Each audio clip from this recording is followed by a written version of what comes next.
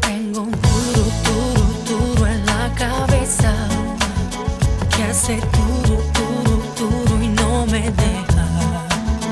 Lo hace siempre cuando estoy un poco sola y me deja más o menos como estaba.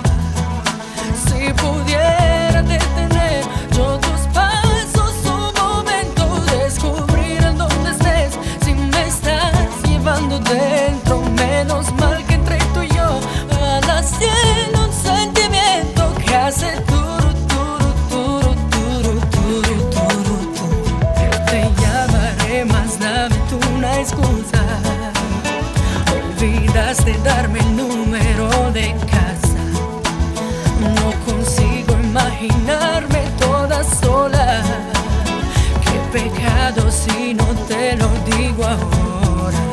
Si hasta pierdo la salud, que no tengo ni una amiga, que me falta solo tú, tu sonrisa y tus caricias. Pero todo entre los dos nos podrá pasar, por eso no nos rendiremos, no. Y al final será un progreso. Cabeza me va haciendo daño, ya le digo basta. Que hay un duro en esta vida mía que me borra toda la melancolía.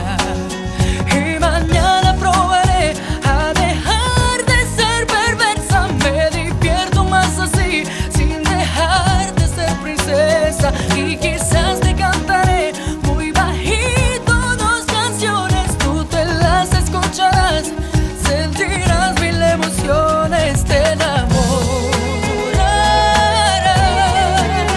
Tal vez esperarás otros 2 siglos más y te alejarás de este duro. Si te suena un duro en la cabeza, es porque si te enamoras se te queda. Cada día viene a hacerte compañía y el más fuerte vendaval lo alejaría. No preguntes cómo fue que te robaste la mente, porque si no estás no sé cómo estás en mi presente. Hallaremos, óyeme, algo inmenso e importante con un duro. Este duro en la cabeza se te mete como un juego y te da vueltas. Y al final descubrirás que te quedas solamente duro.